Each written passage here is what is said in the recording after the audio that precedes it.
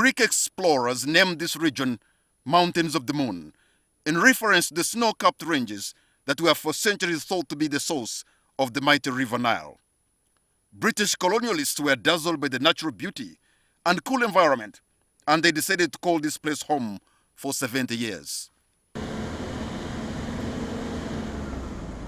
So we drive into this city that started as a colonial outpost in the 19th century to investigate its tourism potential and witness the official launch. Mr. Mayor, hereby hand over responsibility to manage the new Fort Portal city as its caretaker. This ceremonial launch that was being followed on local radios triggered a spontaneous reaction of euphoria that reverberated across Toro Kingdom.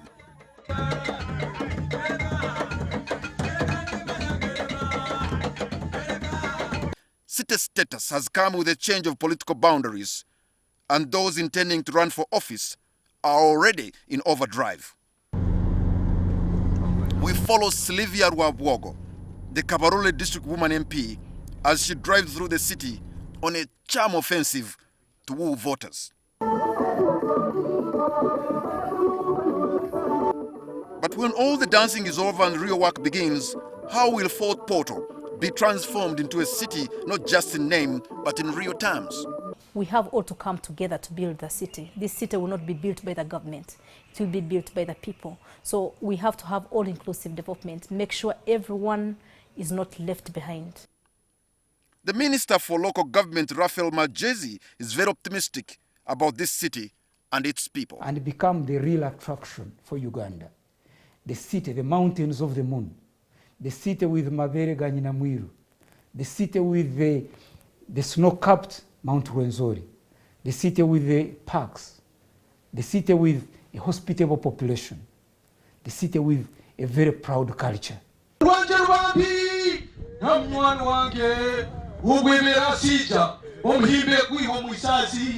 Alex Ruhunda will forever be remembered in history as the last municipality MP for Fort Portal.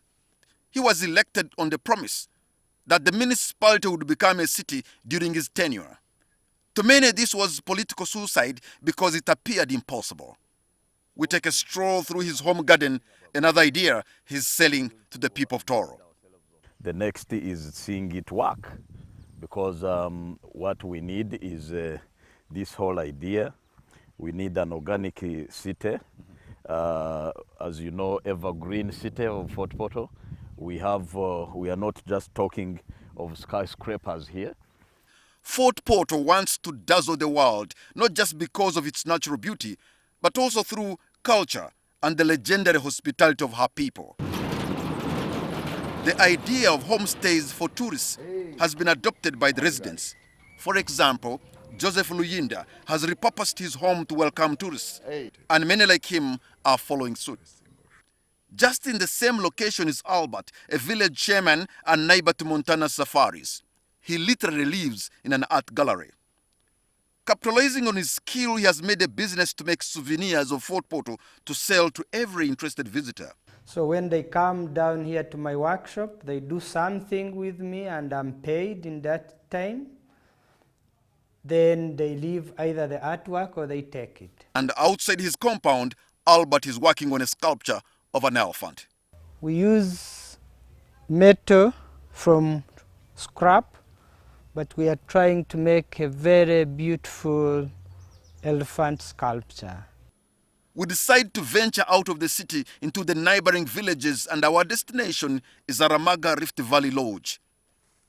Perched on the hills of Harugongo, overlooking the Semuliki Valley, the Rwenzori and the Blue Mountains of Congo in a distance. The view here is breathtaking. The owner of this facility has put up pod-like cottages, which look like spaceships that have landed from outer space. Pods are built like a space station. So the bathroom is in the middle and then the room is around. And you have the complete feeling like you're in the middle of space, just floating. It's no wonder the Fort Portal film industry has chosen these areas to shoot romantic movie scenes where the crater lakes give a spectacular background. All these tourism facilities have been hit hard by COVID-19 pandemic. But at least for Nikah Hotel a 4-star facility, we find local tourists from within the region who have come here to unwind. This morning we felt we deemed it necessary to come around and have a visit in these places and see what is taking place. Mountains of the Moon Hotel still stands as a fortress. It's old and grand with a well-known history of hospitality.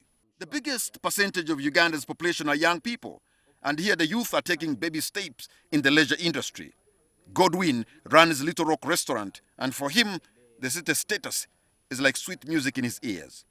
So after COVID, God willing, if it ends, maybe before this year ends, our business will stabilize. I know people don't have money, but our businesses will stabilize and we shall have the best. We exit Fort Portal through Kamwenge Uganda Road, and our next port of call is in Mbarara City. Moments into our journey, we are into Kibale Forest, the primate capital of the world. When one talks about the impact of coronavirus on travel and hospitality industry, it's most felt here at the Primate Lodge in Kibale. You see no one here now. No one. The chairs are empty. And now like this today would be a very busy morning. The whole of this month up to 3 months ahead, it would be very, very busy. But now we wake up alone and we stay alone. And as it clocks 9 a.m. on Wednesday morning, we reluctantly leave my home city, Fort Portal. Next destination is Karo Karunji, the land of milk and honey, Mbarara.